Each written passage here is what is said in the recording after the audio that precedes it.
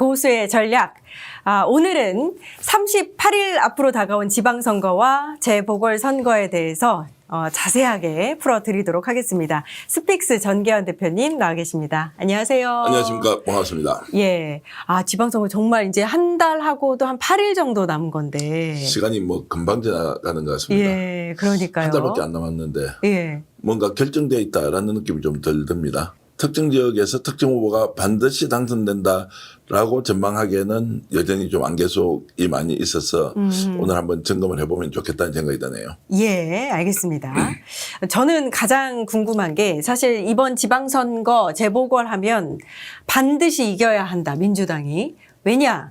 이재명 정부의 성공을 위해서다. 이게 좀 세팅이 되어 있는 것 같아요. 근데 반드시 이겨야 한다. 압승해야 한다? 그럼 이 결과물을 받아들였을 때 어떤 게 이긴 것인가? 어떤 게 압승인가? 그 기준이 좀 모호한 것 같아요.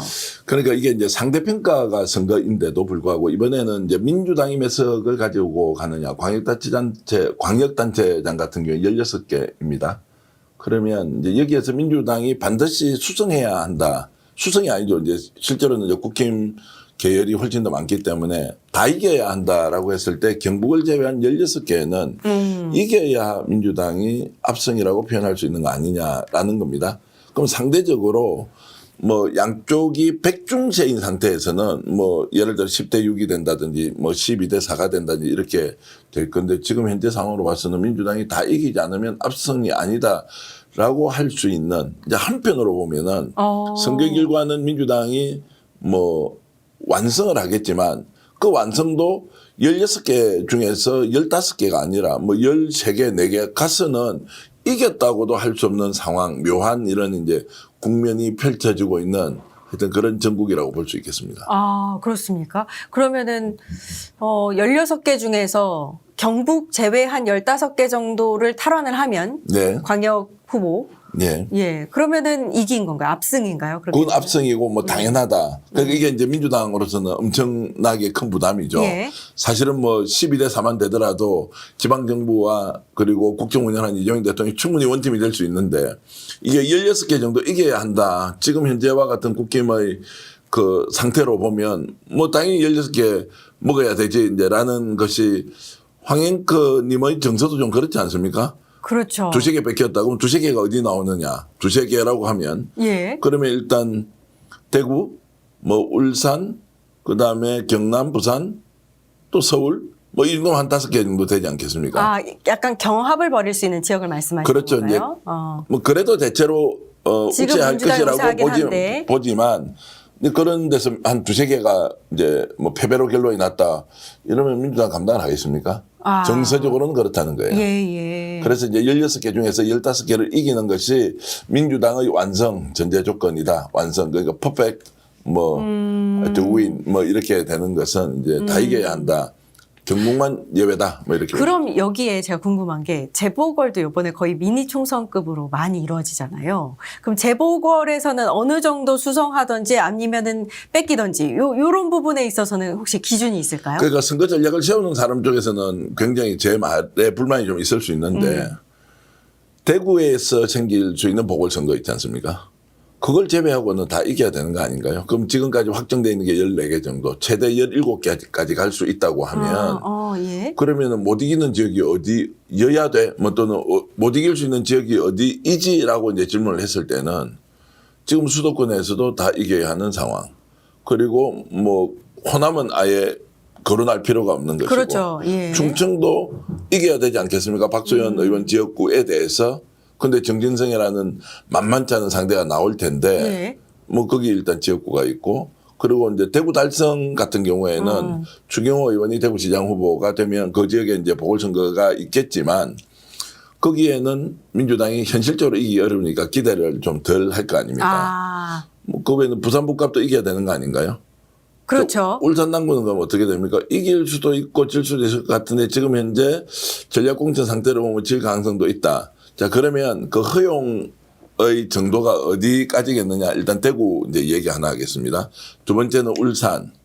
그리고 충남 공주와 관련된 박소연 의원 지역구가 좀 어렵지 않겠나. 그럼 허용의 최대치는 한 3개 정도 되지 않는. 3개 정도. 그 부산 북갑은 무조건 이겨야 된다는 거예요. 이유 불문이죠. 하남도 무조건 이겨야 되죠. 예. 안산 무조건 이겨야 하죠. 평택도 무조건 이겨야 하죠. 뭐 인천은 당연히 이길 예. 수 있다라고 보는 거 아닌가요? 아, 어렵습니다. 예, 그래서 예. 이제 한 3개 정도가 벗어나는 순간부터 이거는 예. 이제 복잡한 또 상황이 벌어질 수 있다. 아니면 그럼에도 불구하고 대구 경북, 대구 달성을 제외한 지역은 다 이겼다. 이러면 뭐 압승이죠, 점점대표가 그러면. 뭐 압승이 아니고 네. 뭐 완벽하죠. 예, 대승이죠. 예, 그렇게 되기를 바라는데. 근데 이제 이렇게 얘기하면 야, 저게 말이 돼? 선거라는 것은 상대적인 게임인데 그럼 국힘은 그냥 앉아서 놀고 있느냐. 그렇죠. 라는 이제 이야기가 나올 수 있지만 그 정도로 지금 민주당에 대한 국민들의 기대가 높고 이재명 대통령의 국정 운영의 결과가 지방선거와 보궐선거에 그대로 적용된다면 이 정도의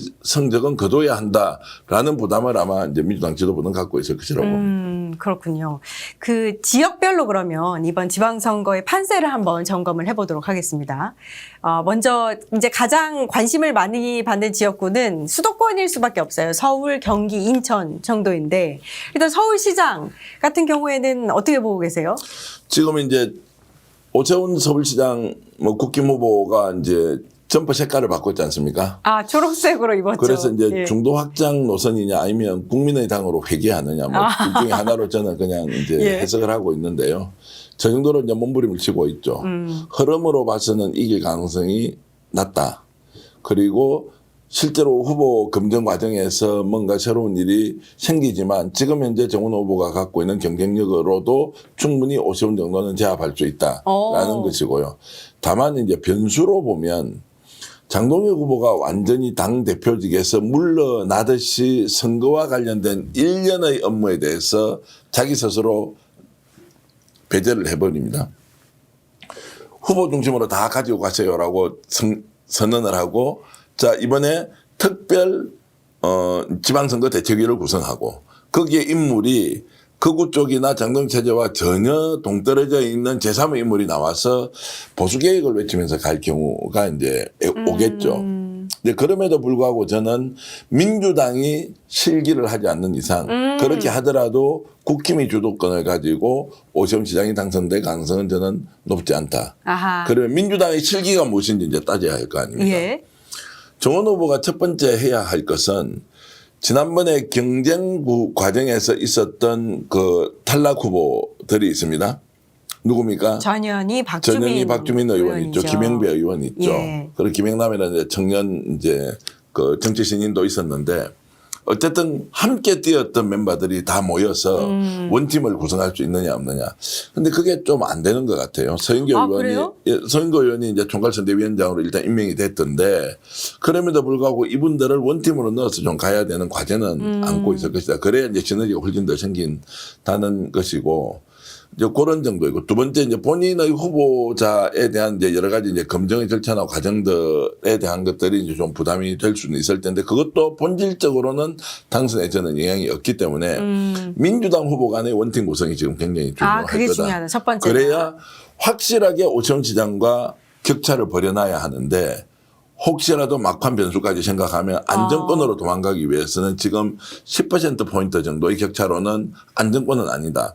최소한 15%포인트 정도의 격차를 벌여놓고 이제 50% 정도로 가 있고 30% 중반 정도로 가는 정도의 격차를 벌이는 것은 민주당이 원팀이다라고 하는 것을 보여주면 훨씬 더 선거를 주도적으로 좀 이끌어갈 수 있지 않겠나 생각이 듭니다. 조금 전에 이제 대표님이 10%포인트 말씀하셨는데 가장 최근 여론조사 중에서 조원 CNI가 발표한 여론조사가 있어요. 오늘 발표인데 정원호 후보가 45.6%, 오세훈 후보가 35.4%예요. 딱 10% 차이예요. 이제 여기에서 더 분발해야 한다. 더 격차를 이제 벌이는 것은 그렇군요. 그래서 이제 제가 이제 말씀드린 걸 정리하면 오세훈 후보는 아무리 잘하더라도 이길 가능성이 없는데 아무리 잘하도 이길 가능성이 없는데 문제는 여기에서 변수가 생기는 것이 민주당 후보가 잘 못해서 오히려 반사익을 보는 것이 오세훈 쪽으로 가버리지 않습니까? 그 경우에는 위험할 수 있으니까 오세훈은 자력으로는 이기지 못한다. 그러면 더 도망가는 방식이 무엇이냐라고 했을 때 이제 후보가 함께 경쟁했던 사람을 용광로 선대위 안으로 모아놓고 서울 공약 공통사항 다 반영하겠습니다. 더 큰 서울 만들겠습니다. 이재명 정부 성공 지키겠습니다라고 아예 이제 빅텐트를 쳐는 방식이 저는 굉장히 유용하다고 이제 생각을 하는 것입니다. 그렇군요. 예, 더 분발하셔야 됩니다. 예, 후보 확정 이후 첫 여론조사라고 하는데 아직 10%포인트 차니까요. 15%까지는 예, 벌려주시기 바랍니다. 열심히 해주셨으면 좋겠고요. 그럼 다른 지역으로 한번 넘어가 보도록 할게요. 대구 경북 한번 살펴보도록 할까요? 예. 자, 지금 이제 뉴스의 중심지가 대구가 됐거든요. 예. 근데 최근 들어서 보시면 뉴스가 조금 덜 좀 보이는. 줄었어요. 김부겸 전 총리가 이제 후보가 됐을 때만 해도 계속해서 다뤘었는데 요즘 들어서는 좀 뒤로. 소위 말하는 이제 언론의 빠졌어요. 헤드라인이 대구 경북 예. 김부겸 예. 전 총리 뭐 이렇게 갔지 않습니까? 예. 근데 이게 지금 이제 뉴스의 그 생산 이제 기사 건수가 맞네요. 좀 줄어들고 있어요. 왜 그렇습니까? 이슈가 생성이 안 돼서 그런 것 같습니다. 대세론이 형성되고 있다. 아, 그래서 김부겸 굳이 전 그 총리. 지역에 아. 있는 기사를 써봐야 김부겸 후보가 주도권을 가지고 있고 국힘은 여전히 지리멸렬한 상태에서 설사 국힘 후보가 단일화를 한다고 하더라도 여론조사상으로는 김부겸 후보가 이길 것이라는 전망이 한 번 나오면 이거 뭐야? 근데 두 번 나올 때는 그렇구나. 세 번 나왔다. 뭐 당연한 거지. 먼저 이렇게 가는 분위기니까 오히려 이제 뉴스의 대상 지역이 되지 않는다. 이제는 새롭지 않군요. 새롭지 대구에서 민주당이 승리하는 것이 새롭지 않습니다. 이제. 경북에 예를 들어서 예. 이철우 국힘 후보가 유력한데 민주당 후보는 오중기 후보거든요.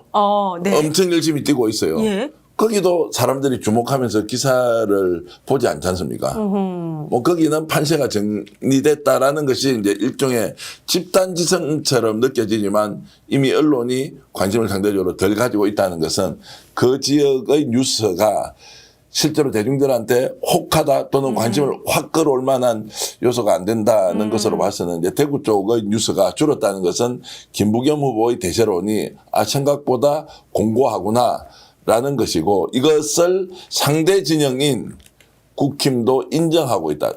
국힘에서 절대 그거 아니야. 지금 여론조사 문제가 있어. 우리 후보 1대1로 붙이니까 이기는 조사도 나왔어. 이러면 이제 이게 좀 논쟁이 되겠죠. 예. 근데 그 논쟁 자체가 안 되는 걸로 보면 국힘도 김부겸 대세론을 인정하고 있기 때문에 언론에서 이제 노출되는 그 대구 경북 특히 대구의 시장 선거 뉴스가 줄어들었다 이렇게 분석할 수 있겠습니다. 아, 그렇군요. 제가 아까 전에 사실 수도권을 이야기를 했는데 서울 얘기하다가 갑자기 대구 경북으로 팍 뛰었거든요. 그것만 해도 엄청 올라선 거예요. 네. 대구는 예전에는 선거에 관심이 없었어요. 지방선거 하면. 예. 근데 이 경기랑 인천을 정리를 안 하고 넘어가서. 뭐 좋습니다. 근데 다시 가보죠. 이것도 너무 정해져 있나요, 이것도? 어떻습니까? 느낌에. 그러니까 그래서 넘긴 것 제가 같다는 변명을 한번 해보는데. 본능적으로 그렇게 넘겨버리네요. 너무 왜냐하면 거의 중요하다고 안 이렇게. 다뤘어요. 네, 그러니까요. 뉴스에서도. 제가 이제 거꾸로 질문을 드리겠습니다. 네. 국민의힘 경기도지사 후보가 누구예요? 그러니까요. 누구예요? 이제 누가 나올까요? 모르겠어요. 저도. 그 MBC 아나운서 출신 이 누구가 있었거든요. 이름도 기억 안 나는. 딱 인천시장 국민의힘 후보는 누구예요? 상대가 누군가요? 아니 지금 박찬대 전 원내대표가 그렇죠. 지금 하는 거고 지금 현재 이제 인천시장 이 그대로 이제 출마를 하거든요. 제가 이 말씀을 이제 드리는 것은 뭐냐면 이제 뉴스 자체가 별로 안 되는 것은 어느 한쪽에서 확실히 이제 저걸 주도권을 갖고 있다 이렇게 이제 볼 수 있는 거고요. 유정복 인천시장으로 이름 들어보셨습니까? 그쵸, 유정복. 인천 시민들은 알겠지만 서울에 있는 분들이 인천시장 누구야 이렇게 하면 김진태 강원도지사는 아는데 도시의 규모로 보면 뭐 강원도 훨씬 적지 않습니까? 사이즈가 적은데도 인천시장이 누군지 잘 몰라. 예. 그만큼 정책 주목도가 이제 높지 않다는 건데 박찬대 후보가 지금 하면 거긴 아마 여론조사로 보면 20%포인트 이상 아마 격차가 벌어져 있고 그 이상 날 가능성도 이제 높으니까 뭐 박찬대 요즘 어디 가지 않습니까? 예. 인천에 출마하는 각 구청장 후보들 그다음에 광역시의원 그리고 기초구의회 의원들 있잖아요. 박찬대 의원의 동선을 알아내기 위해서 첩보전을 벌인다고 해요. 박찬대 있는 데 가서 사진만 하나 찍으면 그 동네 선거운동이 다 되니까 그 정도로 지금 박찬대 후보에 대한 인기가 완전, 예. 뭐 하늘을 찌를 듯이 이렇게 가고 있죠. 아하. 그러니까 박찬대 후보의 일정을 알아내는 것이 가장 중요한 선거운동이다. 이러면 그 동네에서는 국힘이 뛸 자리가 상대적으로 없지 않습니까? 근데 예. 인천이 민주당의 원래 유리한 지역구가 아니에요.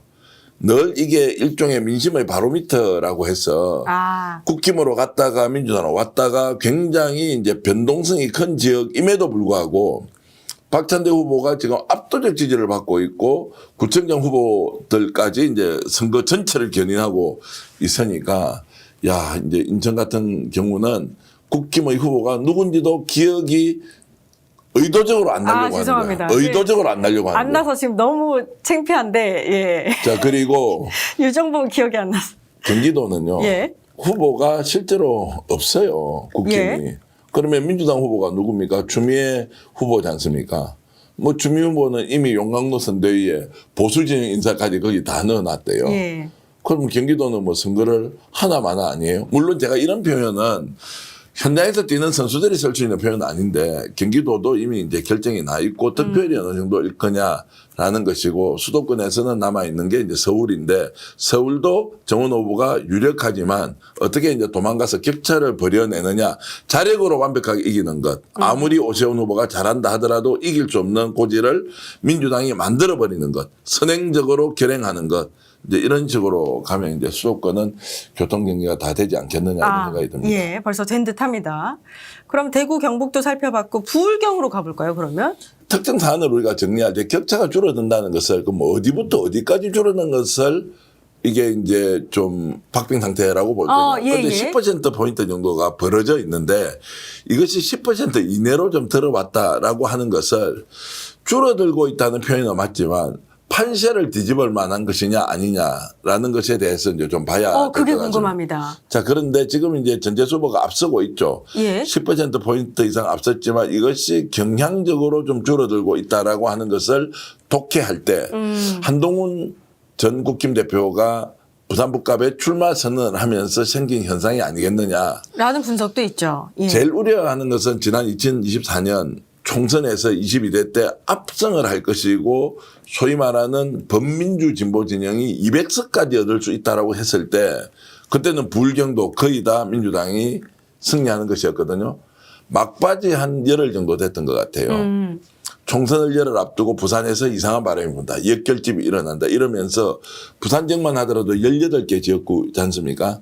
거기에 전재수 의원 한 명을 제외하고는 막바지에 공표 여론조사 할 때까지 한 5%포인트 전후로 앞서던 민주당 후보들이 줄줄이 낙마를 해버리죠.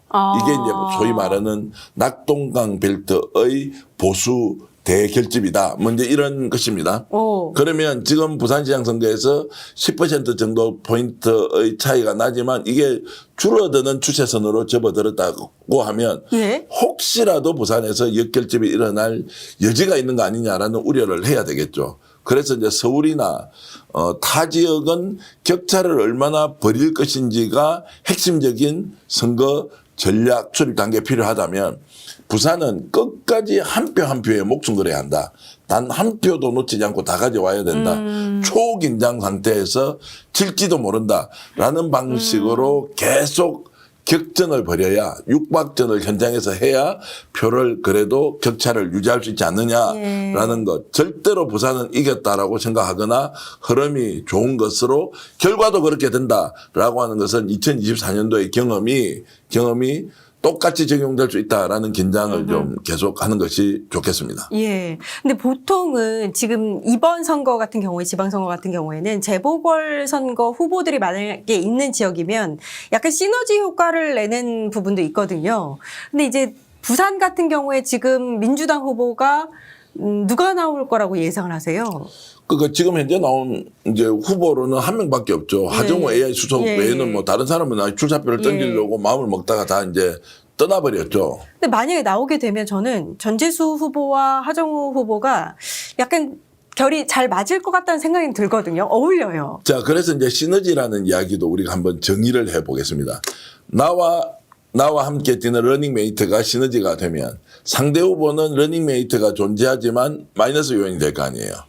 그럼 시너지를 이제 누가 내느냐에 대한 것이 박형준과 한동훈의 시너지와 전재수와 하정우의 시너지 어떤 것이 더 클 것이다. 이게 바로 판단이 됩니까? 어떻습니까? 한동훈과 박형준의 박형준이 시너지를 내려면요. 박형준은 국민의힘 후보인데 한동훈은 무소속이지 않습니까? 네. 그러면은 부산의 다른 국민의힘 후보는 어떻게 되는 건가요? 자, 그러면 다시 거꾸로 질문을 드리면 국민의힘 후보로 박형준인데 박형준은 한동훈과 손잡고 뛰는 것이 본인의 선거에 유리하겠습니까? 아니면 국힘 후보로 유력한 박민식 후보의 손을 잡고 선거를 치르는 것이 본인에게 더 유리하겠습니까? 근데 이게 전제가 되려면 한동훈 후보가 국민의힘 단일화 후보가 된다든지 해야 될 것 같습니다. 왜냐하면 무소속과 이렇게 손을 잡고 함께 선거를 뛴다는 게 말이 안 될 것 같아요. 그러니까 함께 뛰지 않지만 예. 정서적으로는 예. 그러니까 이 문제는 이제 정당 소속이 어디냐라는 걸 떠나서 박형준 부산시장은 본인이 선거에서 좀 더 유리한 고지를 점하기 위해서 박민식과 손을 잡는 것이 나으냐. 그건 국힘 후보예요. 아니면 전 대표였던 한동훈의 손을 잡는 것이 더 유리하냐라고 했을 때 어떤 쪽이 더 유리할 것 같아요. 그냥 감각적으로 유권자라면 시민이라면 지금 또는 분위기로 봐서는 한동훈이겠죠. 네. 그렇잖아요. 그러면 이것은 국힘을 찍을지 아니면은 민주당을 찍을지 결정하지 않고 있는 중도층 또는 스윙보터라고 하지 않습니까? 이 사람들의 흐름은 조금 전에 분석하신 것처럼 흘러갈 가능성이 있죠. 그런데 박형준 후보가 지금 이 순간에 한동훈을 배제하고 야 그래도 국힘 후보는 박민식 아니야. 나는 박민식하고 끝까지 갈래. 라고 하면서 이제 손을 잡으면 이게 시너지가 생깁니까? 마이너스 효과가 생깁니까? 한동훈을 배제함으로써. 이제 이런 것들은 이제 좀 종합적으로 고려해보고 여기에서는 내가 무조건 한동훈을 지지한다. 무조건 박형준을 지지한다. 무조건 전재수를 지지한다라는 분들을 다 배제하고 여전히 본인이 후보를 결정하지 못했던 쉽게 얘기하면 아직까지도 지지 후보를 미결정 상태에 있는 사람들의 이제 흐름들을 읽어내는 것이 더 중요하기 때문에 그것이 어느 쪽으로 이제 시너지가 생기느냐 이제 이런 걸 봐야 되고요. 하정우 후보가 이제 결정이 되었고 전재수 시장 후보하고 됐을 때, 제 솔직한 직감은요, 대박 아니면 쪽박이다 이런 생각이 저는 드는 거예요. 저는 민심을 잘 읽지 못하겠어요. 그런데 새로운 인물, 젊은 사람, 이재명 대통령과 함께 했던 AI 수석이 부산시장 전재수와 함께 손을 잡고 가기 때문에 완전히 초대박이 난다라고 하는 것. 야, 근데 의외로 오히려 박형준, 한동훈, 박민식이 원팀이 되어서 간다는 걸 생각하면 이거 뉴스의 초점에서 좀 벗어날 수도 있겠는데 라는 생각 이 두 가지가 들기 때문에 과연 대박이냐 쪽박이냐라고 하는 이 극단의 전망치를 현실 정치에 그대로 접목하는 것은 어떤 경우에 가능할까? 지금처럼 대세론이 존재하고 여전히 전재수 후보가 유리한 상황에서 대박인지 쪽박인지 모르는 카드를 가지고 들어가는 것의 유용성. 이거 너무 지금 불확실한 상황에서 하정우 수석과 같은 뛰어난 인물을 지금이 아니라 2년 뒤에 총선에서 충분히 부산 아니어도 수도권에서도 쓸 수 있는데 그때쯤 출력을 시키는 것이 더 좋겠다는 것 사이에서 어떤 선택을 할까? 저는 하정우를 만약 의사결정권자라면 저는 못하겠어요. 대박이라는 확신도 사실 잘 없어. 근데 이거 자칫 잘못하면 큰일 나겠는다라는 우려가 존재하고 그러면 기본이라도 그 지역구에서 한동훈하고 붙어서 아예 독하게 육박전을 해서 한동훈이 부산시장 전체의 선거, 영남의 전체 선거에 영향을 미치지 못하도록 거기에서 떨어질지도 모르니까 아예 한동훈에 발을 묶어 놓는 거예요. 그 지역에서. 그 정도의 현장 전문가 육박전 투사가 나와서 한동훈을 아예 그 동네에서 패배할지도 모른다. 이것 때문에. 예를 들어서 한동훈은 지금 이 생각할 거 아니에요. 후보 단일화만 되면 무조건 이긴다 생각하지 않겠어요? 예. 후보 단일화가 되더라도 민주당에 있는 황현실 후보가 무조건 된다라는 판단을 상대 후보인 국힘 단일화 후보가 생각하면 이 사람이 부산시장 선거에 갈 수가 있습니까? 영남 지역 선거에 어떻게 지가 투입이 됩니까? 여기에서 지가 지금 죽을 판인데. 그러니까 압도적 우위를 점할 수 있는 후보인가 아닌가에 대한 것이 여전히 퀘스천 마크여서 그럼 민주당에 혹시 대체 후보가 있나요? 다른 지금 현재는 민주당 생각하시는? 대체 후보가 없죠. 그래서 제가 이제 부산시장 선거는 전재수 후보 중심으로 굉장히 잘 치러야 한다. 만약에 하정우 수석이 그 지역에 공천을 받게 되면 예. 이제 이걸 가지고 어떻게 대박 프로젝트를 만들 것이냐. 그리고 이것은 민심이 반응을 해야 되는 거거든요. 이제 이런 부분에서 전략이 제대로 서 있느냐. 이제 이런 부분은 좀 더 지켜봐야 하는데 무엇보다도 부산 지역 사정은 누가 가장 잘 알겠습니까? 저처럼 떠도는 사람이 알 수가 없지 않습니까? 부산 지역 정치 상황과 선거 구도는 전재수 후보가 가장 잘 알 것이다. 전재수 후보의 판단을 존중하면서도 이런 부분까지 고려가 된 상태에서 최종적으로 후보 전술이 결정돼야 한다. 예. 후보 전략이 결정되어야 한다. 이제 이런 이야기를 하기 때문에 부산 쪽으로 지금 기사의 빈도수가 높아지는 것은 다른 한편으로 보면 대세론에 대해서 여전히 의심하고 있는 사람들이 많아지고 있다. 라는 것으로 이해하는 것이 맞다고 예. 저는 봅니다. 전재수 후보의 픽은 하정우 수석이었기 때문에 예. 저는 한편으로는 좀 응원하고 있는. 다 응원하죠. 이제 그렇게 하면 민주당 네. 후보가 당연히 잘 됐으면 국힘 후보를 이겨야 하는데 이제 대박적으로 예. 그리고 네. 그리고 이제 전체적으로 제가 안심할 수 있는 말씀을 드리면 네. 뭐 이 방송 요즘 하지만 많은 분들이 보지 않아요. 야, 정계환, 네가 떠들든 안 떠들든 우리 다 알고 있는 거 아니야. 이재명 대통령 집권 1년 차에 선거를 치렀는데 결과를 보면 다 이기게 돼 있다. 이재명 대통령이 주도하는 이 국정 운영의 국민들의 열화와 같은 성원, 응원, 박수, 기대 이게 결국 표심으로 연결되면 예. 민주당 달고 나오면 다 되는 거지. 뭐 굳이 후보 전략 전술이 중요하다, 덜 중요하다 이렇게 따질 게 있나. 제발 좀 방송 나와서 쓸데없는 이야기 하지 마라. 이제 부산선 이렇게 아닙니다. 합니다. 쓸데없는 소리 하지 마라. 쓸데없는 소리 하지 마라. 아닙니다. 이렇게 할 수도 있는데요. 어찌됐든 마지막까지. 그죠? 이제 그런 것들은 이번 예. 전체적으로 이제 지방선거가 압승할 수 있는 그 예. 아주 튼튼한 미끄럼, 버팀목 이게 이제 이재명 대통령의 국정 운영이라는 것이 있기 때문에 결국에는 다 이기고 나면 야 내가 원래 예상했던 대로야 이재명 대통령 때문에 다 이긴 거지 뭐 이렇게 결론을 낼 수도 있다라는 말씀을 그렇게 드립니다. 됐으면 좋겠습니다. 울산시장으로 넘어가 볼 텐데 제가 볼 때는 대표님 울산시장 선거의 민주 진보 쪽 승리는 단일화인 것 같아요. 지금 3명의 민주 진보, 그러니까 민주당, 조국혁신당, 진보당까지 3명이 있거든요. 이게 단일화가 잘 될 수 있을까요? 단일화가 될까 말까 해서 그냥 저희들이 전화를 한번 했지 않습니까 후보들한테 예, 예. 그냥 토론 한번 합시다라고 하니까 뭐 흔쾌히 와서 토론을 하면서 단일화 하겠다고 그 세 분이 각자 자기 의견으로 다 얘기를 하더라고요. 이제 단일화는 이제 이루어지는 것 같고요. 이제 단일화 방식에 대해서는 저는 잘 모르겠고요. 뭐 여론조사를 하든 뭐 시민 뭐 선거인단을 뽑든 뭐 이런 것은 이제 후보들이 할 일이고 그나마 울산은 후보 단일화가 굉장히 중요한 지역이죠. 왜냐하면 진보당은 지역구 국회의원이 있었죠. 구청장 계속 해왔죠. 그리고 이제 노동계의 힘이 뭐 굉장히 강한 지역이지 않습니까? 예. 그러면 이제 울산에서 민주당과 진보당이 단일화를 하기로 했다. 여기에 조국혁신당도 동의하고 황명필 후보도 같이 원팀이 되어서 뛰겠다라고 한 것은 아주 잘된 모델이다.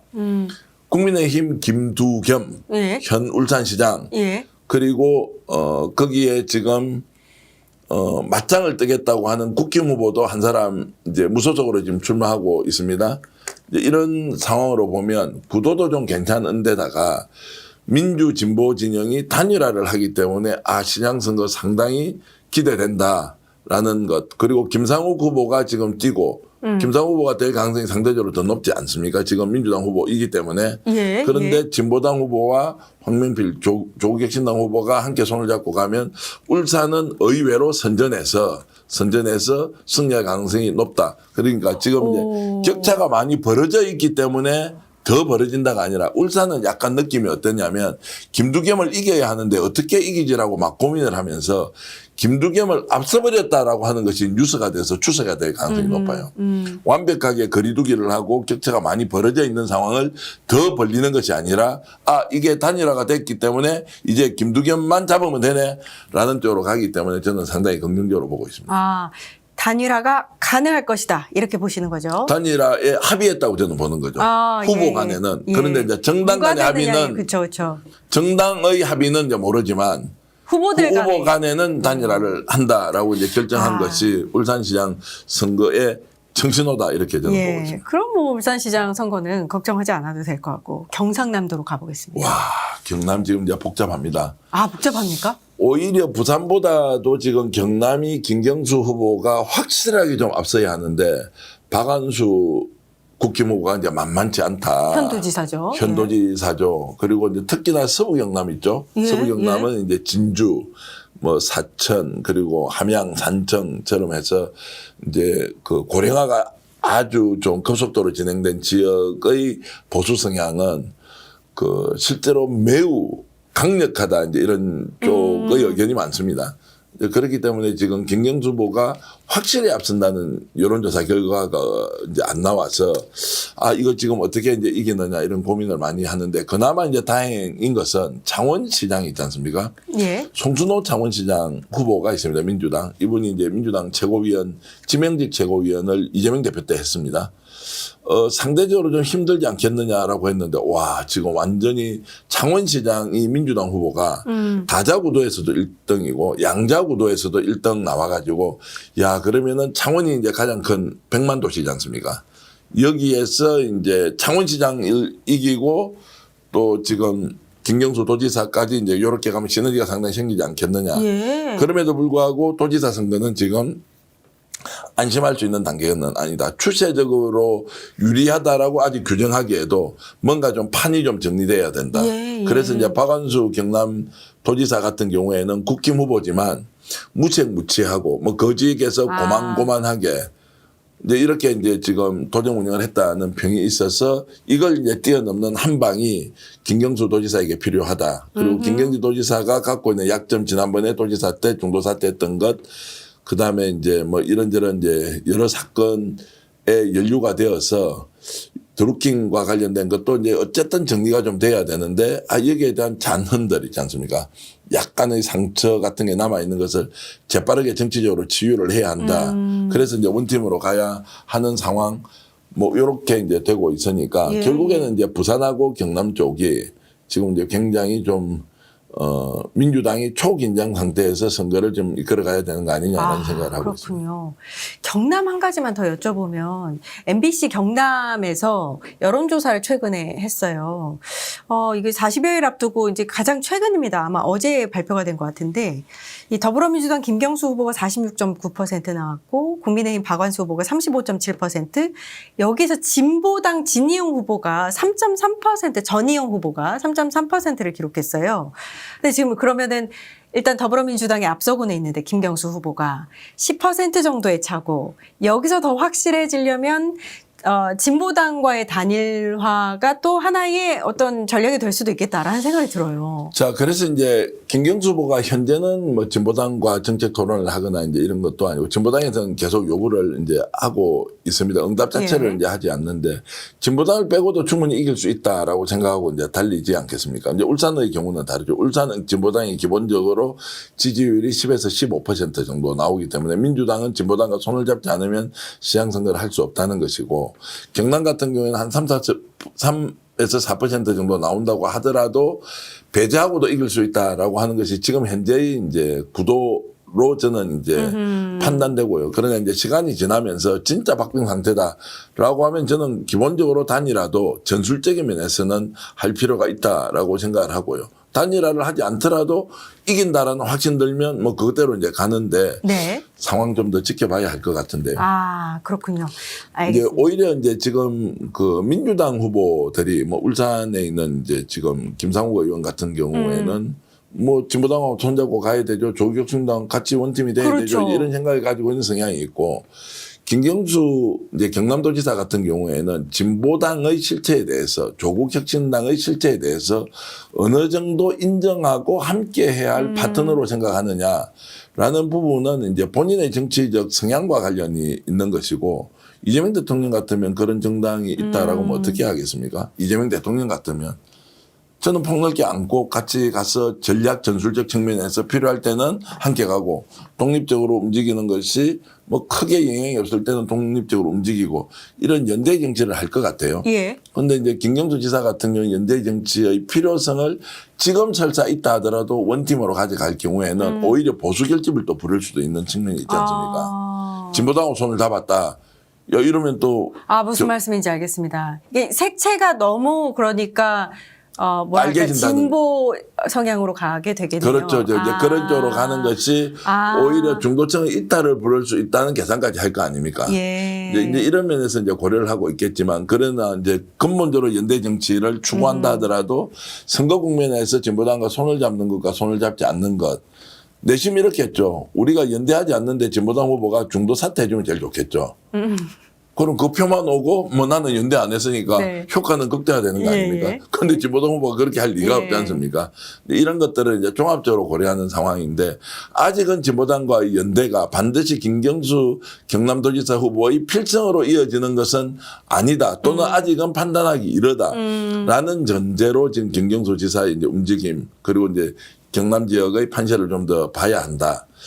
이제 다른 한편으로는 지금 이제 박빙 지역이라고 할 것도 아니고 추세적으로 경향적으로는 민주당이 다 앞서고 있는데 혹시라도 이게 뒤집어질 것이라는 것은 두 가지 전제가 있어야 됩니다. 첫 번째 민주당이 헛발질을 좀 하고 두 번째 보수 대결집이 일어나야 하는데 그 두 가지가 있군요. 민주당 헛발질이라는 것은 지금 상황에서 어떤 헛발질이 나올 수 있지라고 하는 게 이제 하나가 있는데 아직 확 잡히지 않아요. 예를 들어 이재명 대통령을 배제하고 정청래 당대표가 전국 선거를 주도해. 경남에 가서 정청래 당대표가 계속 김경수 돕는다고 막 계속 다닙니다. 표가 좀 많이 모일 것 같아요. 표가 김경수 후보한테 다 맡겼을 때보다 좀 떨어질 것 같아요. 뭐 판단하지 마십시오. 그럼. 제가 부산은 어떨 것 같아요? 예. 아니 뭔가 정답을 갖고 이제 말씀하시는 것 같긴 한데 예를 들어서 대구에서 김부겸 예. 전 총리가 막 선거운동 열심히 하는데 예. 정청래 당대표 가서 어깨동무하고 으쌰으쌰 하고 민주당 국회의원들이 한 20명 내려가서 으쌰으쌰 해가지고 막 예산 많이 가져올게요. 막 이렇게 하면 선거에 도움이 될 것 같아요. 아니면 선거에 좀 더. 근데 사실은 최근에 이제 기사들이나 보도를 보면 정청래 대표는 전국을 굉장히 활발하게 다니면서 지선에 이제 도움이 되기 위한 행보를 보이고 있고 장동혁 대표는 그렇지 않다. 그래서 약간 긍정적인 측면으로 분석하는 기사들은 많습니다. 네, 네 그렇게 있고요. 뭐 김부겸 전 총리 네. 쪽 캠프에는 가능한데 예. 혼자 좀 하게 내버려 달라. 그렇죠. 민주당 좀 그것도 손 좀 그렇습니다. 떼라. 네, 오지 마라. 뭐 이렇게 얘기를 하고 울산만 하더라도 울산에 지금 그 민주진보 단일화 이 논의 테이블이 계속 이제 유지되고 있는 상황에서 야 우리끼리 열심히 한번 해볼게. 뭐 그런 게 이제 뭐 있나요? 아니 뭐 이제 그런 경향이 이제 있다고 저는 이제 보고 있는데요. 이 말씀은 그렇군요. 후보가 요청하면 당 대표가 하시면 되고요. 후보가 요청하지 않는데 굳이 갈 필요가 있느냐 이제 이런 생각이 드는데 어찌 됐든 지금 이제 이 이야기의 핵심은 이기기 위한 수단과 방법을 무엇으로 이제 우리가 채울 것이냐라는 문제인데 뭐 다 쓸모있게 이제 활용되도록 하는 것은 총론상 좋지만 누구를 내세우는 것이 이번 선거에 가장 도움이 되겠느냐. 누구를 내세워야 돼요. 이번 지방선거에서 누구를 내세워야 후보한테 가장 유리하냐. 저는 당대표가 아니라 이재명 대통령이라고 생각하죠. 이재명 대통령과 과거에 있었던 인연으로 사진도 많이 쓰고요.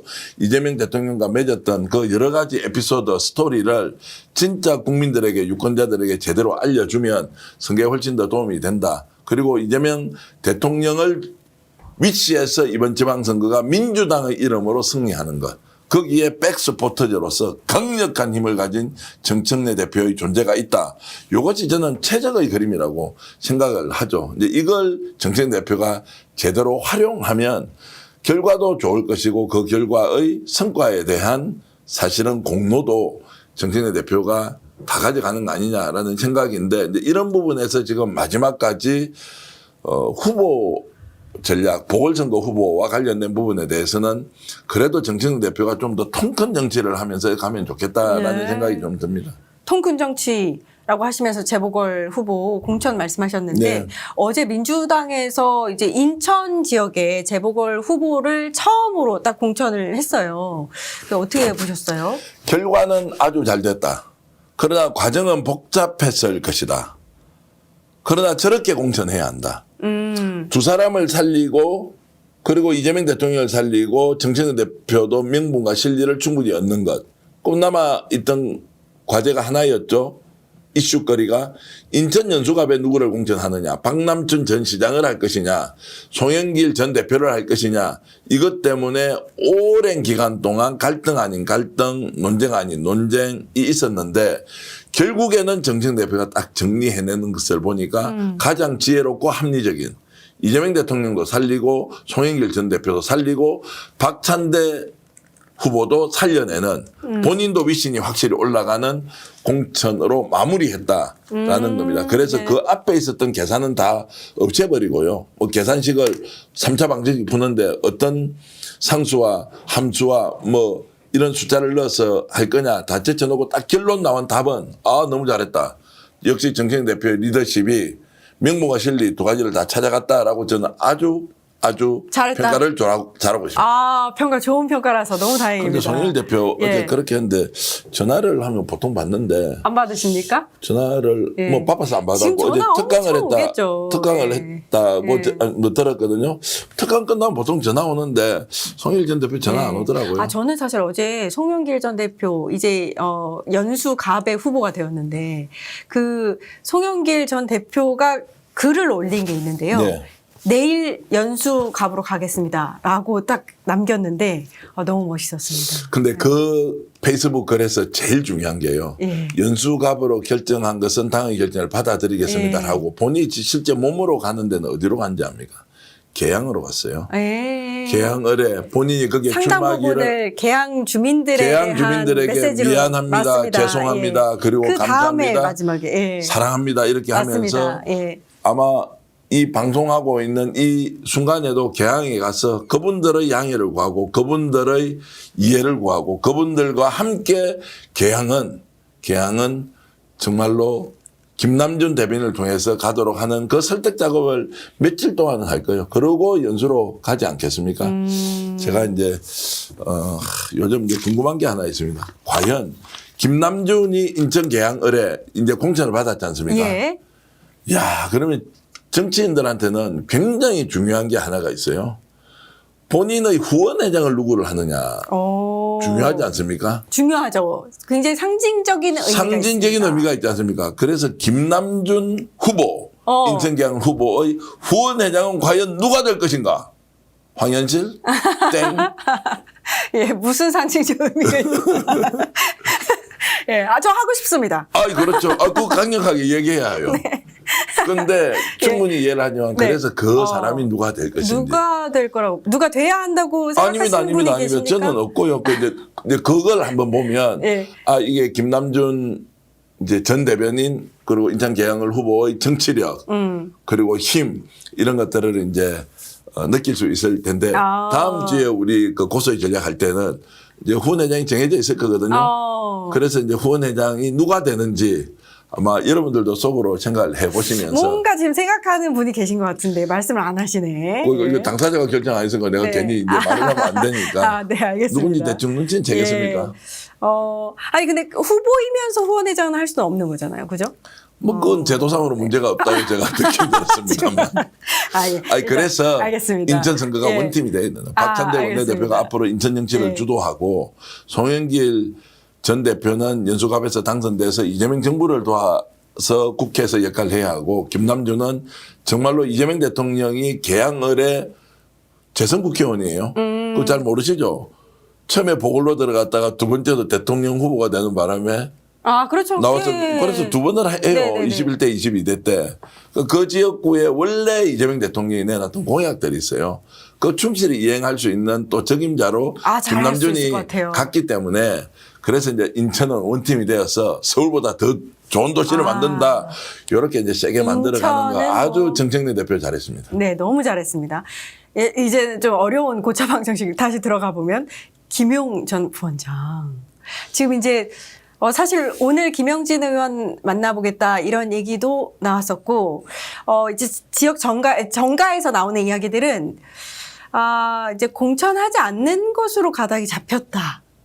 그런 이야기가 뭐 한 60, 70% 되는 것 같고요. 예. 저처럼 여전히 이제 고민을 하고 있다 정청래 대표가. 고민은 하시겠죠. 30-40% 정도 있다고 예. 보는데 제가 이제 방송에서는 이런 논리로 여러분들께 처음 말씀을 드리는데요. 이제 저는 하남을 찍고 이야기하겠습니다.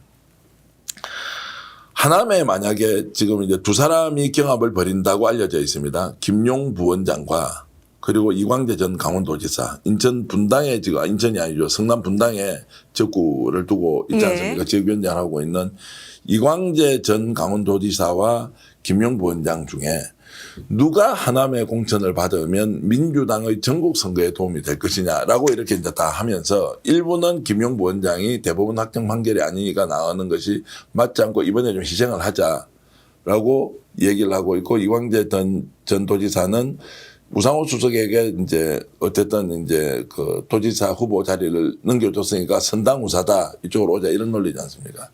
혹시 생각하는 게 있습니까? 제가 그냥 바로 얘기를 하고. 저한테 이렇게 던지시면 안 되죠. 아니 왜냐면 저는 이제 토론하는 걸 네. 좋아합니다. 예, 전 조심스럽습니다. 예. 그러니까 어떻게 이 선거를 규정하느냐의 문제라고 저는 생각을 합니다. 예. 정책 대표께 저는 이제 청을 드리고 싶은 게 이런 거죠. 이번 지방선거에서 치러지는 보궐선거는 김용 부원장의 문제만 놓고 보면 이것은 대장동 사건이에요. 그럼 대장동 사건이 이재명 대통령의 정치적 위기로 작동을 했지만 그것이 정치검찰 그리고 검찰 범죄 집단이 보여줬던 전형적인 사건이 대장동 사건 아닙니까?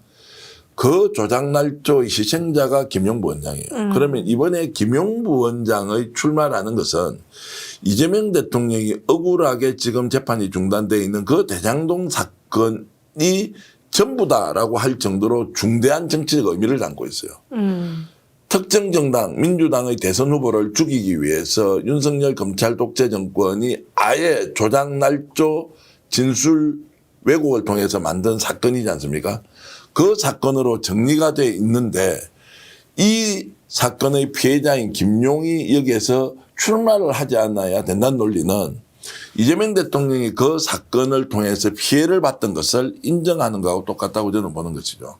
그러면 이재명 대통령의 대장동 사건 그리고 김용 부원장의 그 일종의 피해가 맞아떨어지는 지점에서 보궐선거 관계 생긴 거예요. 그럼 여기에서 김용 부원장의 출마는 이재명 대통령의 정치적 그 탄압에 대한 국민들의 판단과 국민들의 선택을 만들어내는 그 저는 정의라고 표현 쓰겠습니다. definition, define 뭐 있지 않습니까? 이번 선거를 어떻게 규정하느냐. 김용 부원장의 출마는 이재명의 억울함을 해소하는 억울함을 풀어주는 게 아니에요. 억울함이 국민적인 판단과 평가를 통해서 정리가 되는 국면이에요. 특검을 통해서 사법적으로 검찰의 범죄 행위를 밝히는 것과 별도로 그것은 법률적 절차이고 정치적으로는 김용 부원장이 이재명 대통령과 함께 당했던 그 사건의 피해자로서 정당에서 정치적으로 이 문제를 국민들에게 어떻게 판단과 평가를 받도록 할 것이냐라고 하는 그 규정이 전제가 그 논리가 이번 지방선거를 통해서 반드시 국민들에게 정치적 판단을 받게 해야 한다는 것이 저희 생각입니다. 그러면 이것은 이재명의 억울함이 결국에는 아니었다라고 하는 증명을 누가 해주느냐. 유권자 여러분들이 여기서 판단해 주십시오. 그렇게 해야만이 이것이 법적 절차는 법적 절차대로 정치적으로는 여러분들이 투표를 통해서 김용 부원장의 억울함을 풀어주는 것은 이재명 대통령의 그 사건에 대한 국민적 평가나 판단 결국 대통령 선거를 통해서 우리는 이재명 대통령을 압도적 지지로 당선을 시켰지 않습니까? 그게 뭡니까? 그 피해와 탄압과 억울함에 대해서 국민들이 판단과 평가와 선택을 한 것이다. 이런 관점에서 저는 훨씬 더 김용 부원장의 그 억울함을 정치적으로 풀어내는 하나의 공천과 거기에 따르는 민주당 차원의 전당적인 전면적인 지원을 통해서 그것은 국힘 후보가 어떤 사람이 나오더라도 반드시 한 표가 아니라 0.1표라도 찾아서 이기도록 하면서 그 이재명 대통령이 올가미로 덮었었던 그 문제를 해결하는 수단으로 저는 써야 한다라고 생각합니다. 예, 무슨 말씀인지 알겠습니다. 다른 지역으로 좀 넘어가 보겠습니다. 안산은 김남국 후보로 확정인가요? 이거 고구마 심기 하면서 거의 이제 확정이라는 분석이 또 많던데. 저는 뭐 그렇게 가고 있다고 보고요. 이제 예. 전해철 후보 뭐 지금 그 김남국 전 비서관 이렇게 지금 이제 경합을 벌이고 있는 예. 상황인데 현실적으로 정청래 대표가 전해철 후보를 전략공천을 할 수 있겠습니까? 혹시라도. 좀 힘들지 않을까요? 여론적으로는 당원들 간의 분위기라든지 이런 걸 봤을 때. 불가능할 것 같은데요. 예. 불가능하다고 저는 보고요. 그러면 이제 김남국 비서관이 받을 가능성이 이제 높다라고 보고. 만약에 만약에 하남 쪽에서 뭔가 여지가 있어서 야, 그게 꼭 이광재로 가자라고 하면 그러면 안산으로 김용부 원장으로 갈 수 있느냐 뭐 이것은 조금 경로가 좀 복잡해지는 것 같고요. 예. 하남이라는 지역구가 딱 생겼는데 예. 거기 이광재 후보를 주기 위해서 김용부 원장을 이쪽으로 빼는데 두 사람을 경합을 시키거나 전략공천으로 이렇게 저울질한다. 이건 좀 어쨌든 경로가 좀 복잡해지는 것 같고요. 이래서 고차 방정식이라고 하나 봐요. 진짜 고차. 그래서 지금 현재는 저는 김남국 비서관이 좀 더 유리한 거 아니에요? 유리하다. 유리하다 이렇게 저는 예. 이제 보고 있고요. 또 예. 당위성도 충분히 있고요. 저희 새로운 인물이 나온 분 중에 김용남 김용남 전 의원. 전 의원 같은 경우에도 지금 공천 가능성이 언급되고 있잖아요. 당사자는 지역구가- 일단 출마를 하겠다고 결심을 하고 있는 거고 민주당에서 연락까지 받았다고 그렇죠. 하니까 이제 그러면은 지금 이제 정청 대표가 이거는 이제 어떻게 판을 짜느냐라고 이제 일단 가게 되면 평택으로 갈 것 평택을. 같고요. 그러면 이제 조국 대표하고 어떻게 경쟁을 하느냐. 민주당 정통 멤버로는 조국 대표하고 좀 붙이기가 좀 껄끄럽지 않겠습니까? 근데 그런 면에서 오히려 김용남 전 의원이 국민의힘으로 개혁신당으로 그러고 나서 이제 지금 민주당으로 이제 왔기 때문에 오히려 카드로서는 상당히 이제 유용하다 이렇게 이제 판단할 수 있을 것 같고요. 결국 이제 그것도 지금 뉴스에서 약간 멀어지고 있는 것은 평택에 대한 주목도가 생각보다 높지 않습니다. 다자구도로 갈 것이다.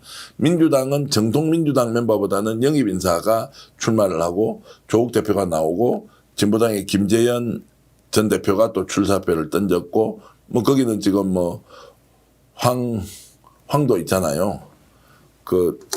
평택이에요? 예. 평택 황교안도 있고 황교안. 그리고 지금 이제 유이동 전 이제 의원도 거기 이제 삼성 의원으로 있고 그래서 거기까지 이제 살펴봐야 된다. 아니 다자구도로 이제 치러지기 때문에 오자구도. 그러니까 다자구도가 오자구도든 네. 육자구도든 이렇게 이제 가니까 뉴스에서 약간 비켜나는 것 같아요. 그러니까요. 좀 너무 너무 복잡한 어려워. 것보다 뭐 누가 되든 뭐 되겠지 이제 이런 네. 것이고 아하. 정치적 상징성이 큰 인물이 직접 투입되지 않으니까 아하. 거기에 대해서 뭐 그렇다 저렇다. 근데 거기에 김용부 원장이 갈 수도 있다. 뭐 이런 것은 이제 가능성이 낮고 경로가 굉장히 복잡할 것 같은데 지금은 우리가 이제 전망이라는 보다 흐름 전체를 우리가 보는 것이니 평택도 이제 누가 될지 지금은 알 수 없다. 그러면 이제 정청래 대표의 지금 상황은 어떻게 했느냐. 아마 이제 광역단체장에 대한 것 그리고 기초단체장에 대한 공천이 거의 마무리되고 있지 않습니까? 이제 이게 정리되는 시점은 이제 며칠 전에 인천에 대해서 이제 계양과 연수갑에 대해서 이제 후보를 결정했으니 단계적으로 쭉 갈 겁니다. 이제 가면서 마지막까지 고심은 한다. 30에서 40%는 고민. 그러겠죠. 60에서 70%는 이미 결정. 요 두 가지를 가지고 저울질 하는데 살아있는 생물인지라 뭐 어떤 과정과 그리고 어떤 중간에 좀 논쟁이 있다 하더라도 이제 결과는 지금 현재는 알 수 없다라고 우리가 좀 냉정하게 좀 얘기를 해야 하고요. 결과는 알 수 없다. 그러나 결과가 나오면 그렇겠구나라는 해석은 다 가능할 것이다.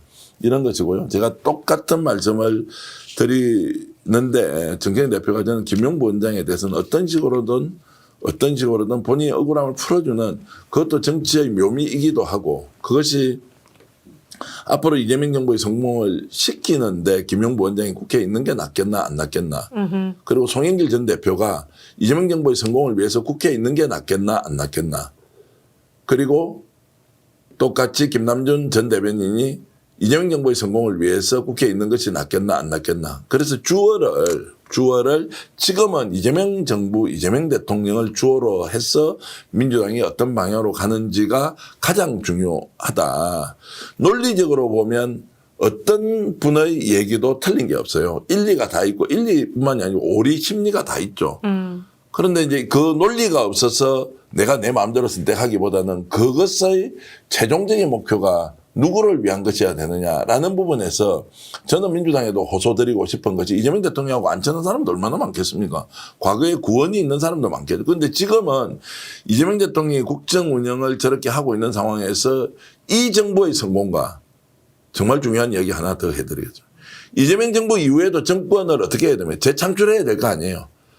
그 생각까지 하면서 지금 그러면 후보를 어떻게 세울 거예요. 이재명 대통령을 주어로 하자. 한 개 더 나가자. 이재명 정부 이후에 민주진보 정권의 재창출을 위한 방식이라면 지금 우리가 길게 봤을 때 어떤 선택을 하는 것이 맞느냐라는 면으로 좀 가면 좋겠다. 지금은 정청래 대표가 주인공에 설 자리는 아니다. 정청래 대표는 다음의 주인공의 위치를 점하는데 이번 선거는 이재명 대통령을 위한 이재명 정부의 성공을 위한 지방선거와 보궐선거로 만들어가면 가장 좋겠다고 제가 요즘 정청래 대표 앞에서 꼼짝도 못하고 호소를 드리고 있습니다. 일단 예. 김용구 원장 문제를 꼭 해결하는 것이 정청래 대표를 키우는 굉장히 중요한 계기가 될 것이다라고 저는 생각합니다. 알겠습니다. 지방선거, 재보궐선거 6월 3일 있습니다. 40여일도 남지 않았는데 예, 오늘 여러 가지 다방면으로 자세하게 우리 스픽스 전기현 대표님이 분석을 해주셨습니다. 고수의 전략 오늘은 여기까지 하겠습니다. 함께해 주신 여러분 감사합니다. 고맙습니다. 내립니다. 내립니다. 내립니다. 더 경기 패스가 교통비 부담을 더 내려드립니다. 무엇을 타든 얼마나 타든 혜택이 더 큰 쪽으로 더 경기 패스가 알아서 환급해주네? 더 똑똑하게 교통비 내리는 더 경기 패스. 교통 혜택에 내일이 먼저 시작되는 경기. 저 이번에 내려요. 유기농 밀가루로 만든 100% 수제 광화문 살롱 쿠키. 방부제와 첨가제 없이 정직하게 구운 건강한 맛. 지금 네이버에 스픽스몰을 검색하세요. 여러분 고맙습니다. 감사합니다. 스픽스 이렇게 애청해 주셔서 큰 힘이 됩니다. 항상 여러분들의 격려, 응원 잊지 않겠습니다. 스픽스 구독, 좋아요로 더욱더 저희들에게 힘을 주십시오. 스픽스 구독, 좋아요.